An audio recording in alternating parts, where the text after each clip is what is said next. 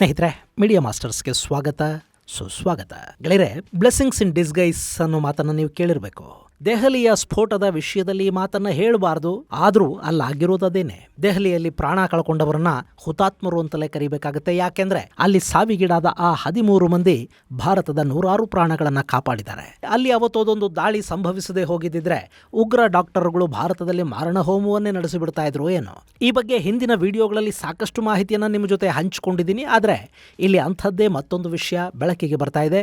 ಅದೇ ಅಲ್-ಫಲಾಹ್ ಯೂನಿವರ್ಸಿಟಿಯ ಮುಖ್ಯಸ್ಥ ಜಾವೇದ್ ಅಹಮದ್ ಸಿದ್ದಿಕಿಯ ಭೂಗಳ್ಳತನ. ಇಲ್ಲಿ ಜಾವೇದ್ ಹಿಂದೂಗಳ ಆಸ್ತಿಯನ್ನ ಫೋರ್ಜರಿ ಮಾಡಿ ತನ್ನ ವಶಕ್ಕೆ ಪಡ್ಕೊಂಡಿದ್ದ ಅನ್ನೋ ಮಾಹಿತಿಯನ್ನ ಇಡಿ ಬಹಿರಂಗಪಡಿಸ್ತಾ ಇದೆ. ಹಾಗಾದ್ರೆ ಏನಿದು ಭೂ ಹಗರಣ? ಈ ಹಗರಣದ ನಡುವೆ ಮುಜಾಮಿಲ್ ಹೇಳಿರೋ ಮತ್ತೊಂದು ರಹಸ್ಯ ಏನು? ಅಲ್ಲಿ ಶಾಹೀನ್, ಮುಜಾಮಿಲ್ ಇಬ್ರು ಮದುವೆ ಆಗಿದ್ರಾ? ಈ ಬಗ್ಗೆ ಒಂದಷ್ಟು ಮಾಹಿತಿಯನ್ನ ನಾವಿಲ್ಲಿ ನೋಡೋಣ. ಗೆಳೆಯರ, ದೆಹಲಿ ಸ್ಫೋಟ ಪ್ರಕರಣ ಭಾರತದಲ್ಲಿನ ಉಗ್ರ ಮನಸ್ಥಿತಿಗಳನ್ನು ಬಯಲು ಮಾಡ್ತಾ ಇದೆ. ಇಲ್ಲಿ ಡಾಕ್ಟರ್ಗಳೇ ಉಗ್ರರಾಗ್ತಾರೆ. ಡಾಕ್ಟರ್ಗಳನ್ನು ಸಿದ್ಧಪಡಿಸಬೇಕಾದ ಮೆಡಿಕಲ್ ಕಾಲೇಜುಗಳು, ಇಂಜಿನಿಯರ್ಗಳನ್ನು ರೆಡಿ ಮಾಡೋ ಕಾಲೇಜು, ಯೂನಿವರ್ಸಿಟಿ ಇವೆಲ್ಲ ಉಗ್ರರ ಬ್ರೀಡಿಂಗ್ ಸೆಂಟರ್ಗಳಾಗತ್ವೆ. ಯೂನಿವರ್ಸಿಟಿ ಕ್ಯಾಂಪಸ್ ಅಲ್ಲಿ ಭಯೋತ್ಪಾದನೆಗೆ ಬೀಜಾಂಕುರ ಆಗುತ್ತೆ. ಅಲ್ಲಿನ ಹಾಸ್ಟೆಲ್ ರೂಮುಗಳಲ್ಲಿ ಅದು ಅರಳುತ್ತಾ ಹೋಗುತ್ತೆ. ಈಗ ಅಲ್-ಫಲಾಹ್ದಲ್ಲಾಗಿರೋದು ಅದೇನೆ. ಇವತ್ತಲ್ಲ, ಸುಮಾರು 20 ವರ್ಷಗಳ ಹಿಂದಿನಿಂದಲೂ ಕೂಡ ಅಲ್ಲಿ ಉಗ್ರರು ಹುಟ್ಟುಕೊಳ್ತಲೇ ಬಂದಿದ್ರು. ಅಲ್-ಫಲಾಹ್ದ ಮ್ಯಾನೇಜ್ಮೆಂಟು, ಆ ಸಂಸ್ಥೆಯ ಅಧ್ಯಕ್ಷನೇ ಹಣಕ್ಕಾಗಿ ಏನು ಬೇಕಾದರೂ ಮಾಡೋ ಥರದವನಾಗಿದ್ದ ಅನ್ನೋದು ಈಗ ತನಿಖೆಗಳಲ್ಲಿ ಗೊತ್ತಾಗ್ತಾ ಇದೆ. ಈ ಯೂನಿವರ್ಸಿಟಿಗೆ ವಿದೇಶಗಳಿಂದ ಕೂಡ ಹಣ ಬರ್ತಾ ಇತ್ತು ಅನ್ನೋದು ಗೊತ್ತಾಗ್ತಾ ಇದೆ. ಮತ್ತು ಈಗ ಇಡಿ ಪ್ರಕರಣವನ್ನು ದಾಖಲು ಮಾಡಿಕೊಂಡು ತನಿಖೆಯನ್ನು ಮಾಡ್ತಾ ಹೋಗ್ತಾ ಇದೆ. ಮತ್ತೊಂದು ಕಡೆ ಈ ಉಗ್ರರು 26 ಲಕ್ಷ ರೂಪಾಯಿಗಳವರೆಗೆ ಹಣವನ್ನು ಸಂಗ್ರಹ ಮಾಡಿದ್ರು. ಅದರ ಹಿಂದಿದ್ದದ್ದು ಡಾಕ್ಟರ್ ಶಹೀನಾ. ಈ ಹಿಂದೆ ವೈದ್ಯರೊಬ್ಬರನ್ನ ಮದುವೆಯಾಗಿದ್ದ ಶಹೀನಾ ಆತನಿಂದ ತಲಾಖ್ ತಗೊಂಡಿದ್ಲು. ಆನಂತರ ಮುಜಾಮಿಲ್ ಹಾಗೂ ಇವಳ ನಡುವೆ ಒಂದು ಸಂಬಂಧ ಶುರುವಾಯಿತು ಅಂತ ಹೇಳಲಾಗ್ತಾ ಇತ್ತು. ಆರಂಭದಲ್ಲಿ ಅವಳನ್ನ ಮುಜಾಮಿಲ್ನ ಗರ್ಲ್ ಫ್ರೆಂಡ್ ಅಂತಲೇ ಭಾವಿಸಲಾಗಿತ್ತು. ಆದರೆ ಅವಳ ನನ್ನ ಗರ್ಲ್ ಫ್ರೆಂಡ್ ಅಲ್ಲ, ನಾನು ಅವಳು ನಿಖಾ ಮಾಡ್ಕೊಂಡಿದ್ದೀವಿ.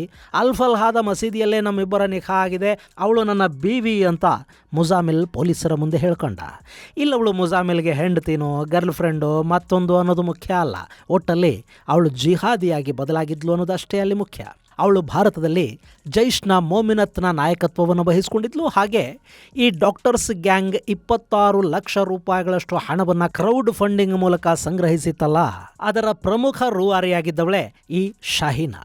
ಅವಳು ಸುಮಾರು 6.5 ಲಕ್ಷ ರೂಪಾಯಿಗಳಷ್ಟು ಹಣವನ್ನು ರಾಸಾಯನಿಕಗಳ ಖರೀದಿಗೆ ಹಾಗೂ ಆಯುಧ ಖರೀದಿಗೆ ಅಂತ ಕೊಟ್ಟಿದ್ಲಂತೆ.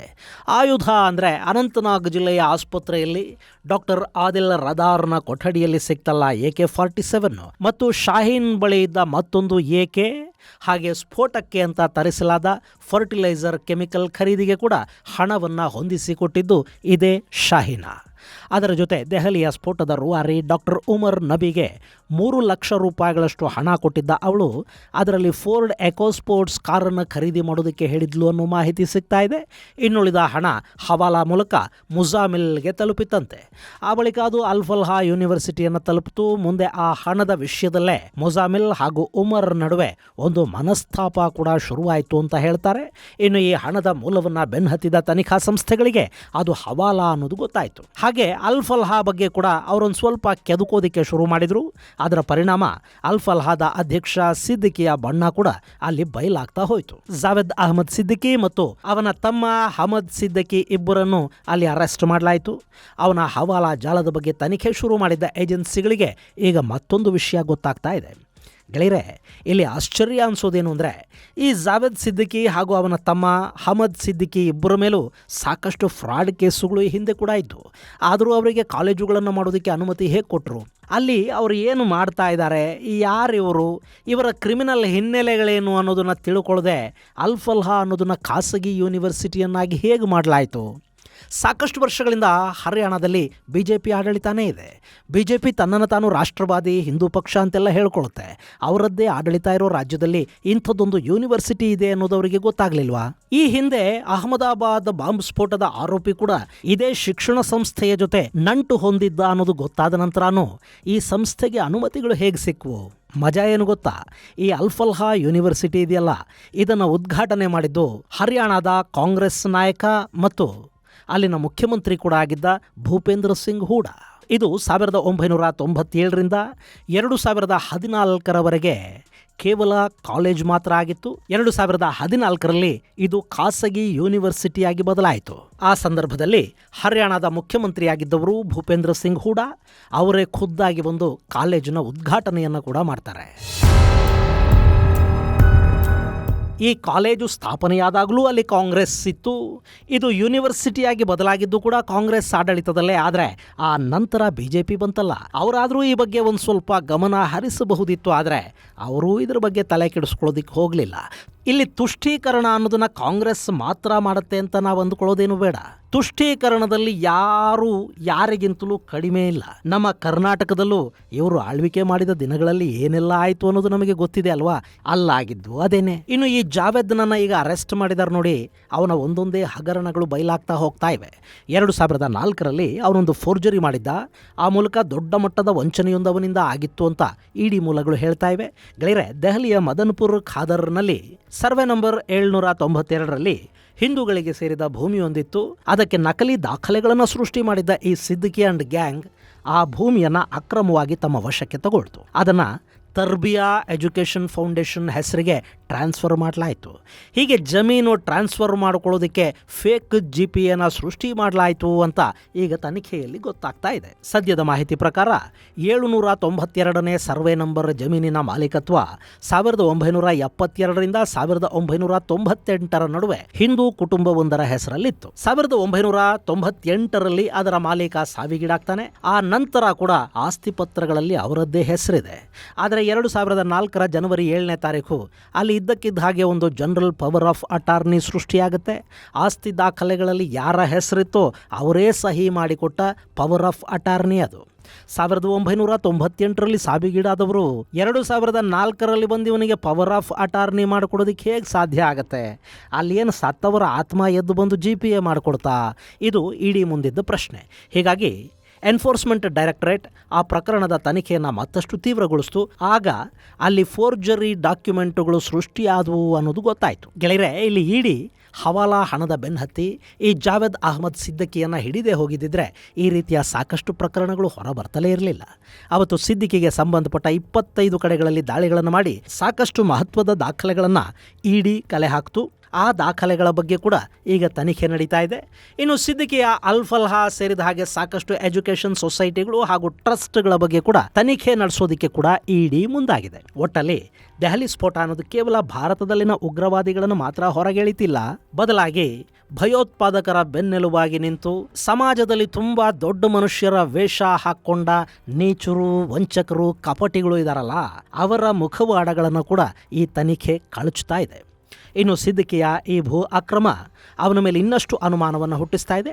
ಅಲ್ಫಲ್ಹಾ ಸೇರಿದಂತೆ ಸಾಕಷ್ಟು ವಿದ್ಯಾಸಂಸ್ಥೆಗಳು ಹಾಗೂ ಆಸ್ಪತ್ರೆಗಳ ಜಾಗದ ಬಗ್ಗೆ ಕೂಡ ಇಲ್ಲಿ ತನಿಖೆ ನಡೆಯುವ ಸಾಧ್ಯತೆ ಇರುತ್ತೆ. ಹಾಗೆ ಅಲ್ಫಲ್ಹಾ ಮೇಲೆ ದಾಳಿ ಮಾಡಿ ತನಿಖೆಗಳನ್ನು ನಡೆಸ್ತಾ ಇರೋ ಪೊಲೀಸರಿಗೆ ಅದೇ ಕ್ಯಾಂಪಸ್ನ ಬಳಿ ಒಂದು ಅಂಡರ್ ಗ್ರೌಂಡಲ್ಲಿ ನಿರ್ಮಾಣವಾಗ್ತಾ ಇದ್ದ ಮದರಸಾ ಕೂಡ ಸಿಕ್ಕಿದೆ. ಗೆಳೆಯರೆ, ಮದರಸಾದ ಕಟ್ಟಡ ನಿರ್ಮಾಣ ಮಾಡಿಕೊಳ್ಳೋದು ಓಕೆ, ಆದರೆ ಅದನ್ನು ನೆಲದಾಳದಲ್ಲಿ ಯಾಕೆ ನಿರ್ಮಾಣ ಮಾಡಬೇಕು?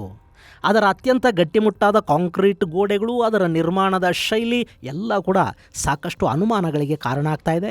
ಮೇಲೆ ಮದರಸಾ, ಕೆಳಗೆ ಬೇರೆ ತಯಾರಿ ತರಬೇತಿಯ ಯೋಜನೆಗಳಲ್ಲಿದ್ವಾ? ಅದರ ಬಗ್ಗೆ ಕೂಡ ಈಗ ತನಿಖೆ ಆರಂಭ ಆಗಿದೆ. ಇನ್ನು ದೆಹಲಿಯ ಸ್ಫೋಟಕ್ಕೆ ಸಂಬಂಧಪಟ್ಟ ಹಾಗೆ NIA ಅಧಿಕಾರಿಗಳು ಶಾಹೀನ್ ಸಮ್ಮುಖದಲ್ಲಿ ಸ್ಥಳ ಮಹಾಜರು ಮಾಡಿದ್ದಾರೆ. ಅಲ್ಫಲ್ಹಾ ಯೂನಿವರ್ಸಿಟಿಯ ರೂಮ್ ನಂಬರ್ 22ರಲ್ಲಿ ಮಹಾಜರು ನಡೆದಿದೆ. ಅಲ್ಲಿ ಆಕೆ ಯಾರನ್ನೆಲ್ಲ ಮೀಟ್ ಮಾಡ್ತಾ ಇದ್ಲು ಅನ್ನೋದರ ಮಾಹಿತಿಯನ್ನು ಪಡೆಯಲಾಗಿದೆ. ಹಾಗೆ ಆಕೆಯ ಕ್ಯಾಬಿನ್ ಕೂಡ ಅಲ್ಲಿದ್ದು ಅಲ್ಲಿ ಒಮ್ಮೆ ವೈಸ್ ಚಾನ್ಸಲರ್ನ ಕೂಡ ಆಕೆ ಭೇಟಿ ಮಾಡಿದ್ಲು ಅಂತ ಶಾಹೀನ್ ಹೇಳಿಕೊಂಡಿದ್ದಾಳೆ. ಆದರೆ ಅಲ್ಲಿ ಅವರಿಬ್ಬರ ನಡುವೆ ಯಾವ ರೀತಿಯ ಮಾತುಕತೆ ನಡೆದಿತ್ತು ಅನ್ನೋ ಮಾಹಿತಿ ಹೊರಬಿದ್ದಿಲ್ಲ. ಇದರ ಜೊತೆ ಅಲ್ಫಲ್ಹಾದಲ್ಲಿ ಶಾಹೀನ್ ಎಲ್ಲೆಲ್ಲಿ ಓಡಾಡ್ತಾ ಇದ್ಲು, ಉಮರ್ ಮತ್ತು ಮುಜಾಮಿಲ್ ಜೊತೆ ಆಕೆ ಎಲ್ಲೆಲ್ಲಿ ಸಭೆ ನಡೆಸ್ತಾ ಇದ್ಲು, ಯಾರ್ಯಾರ ಜೊತೆ ಆಕೆ ನಿರಂತರವಾಗಿ ಸಂಪರ್ಕಗಳನ್ನು ಇಟ್ಟುಕೊಂಡಿದ್ಲು, ಈ ಎಲ್ಲ ರೀತಿಯ ಮಾಹಿತಿಗಳನ್ನು ಪಡ್ಕೊಳ್ಳಲಾಗ್ತಾ ಇದೆ. ಈ ಮೂಲಕ ಪ್ರಕರಣದ ತನಿಖೆಯಲ್ಲಿ ಯಾವುದೇ ಲೋಪ ಬಾರದ ಹಾಗೆ ಅಧಿಕಾರಿಗಳು ನೋಡ್ಕೊಳ್ತಾ ಇದ್ದಾರೆ ಮತ್ತು ಆರೋಪಿಗಳಿಗೆ ಶಿಕ್ಷೆ ಆಗಲೇಬೇಕು ಅನ್ನೋ ನಿಟ್ಟಲ್ಲಿ ಅಲ್ಲಿ ಸಾಕ್ಷ್ಯ ಸಂಗ್ರಹ ನಡೀತಾ ಇದೆ. ಇನ್ನು NIA ತನಿಖೆಯಲ್ಲಿ ಈ ಡಾಕ್ಟರ್ ಉಗ್ರರು 2900 ಟನ್ಗಳಷ್ಟು ಅಮೋನಿಯಂನ್ನು ಸಂಗ್ರಹಿಸಿದ್ರಲ್ಲ, ಅದೆಲ್ಲವನ್ನು ಎಲ್ಲಿ ಬಚ್ಚಿಟ್ಟಿದ್ರು ಅನ್ನೋದು ಕೂಡ ಗೊತ್ತಾಗಿದೆ.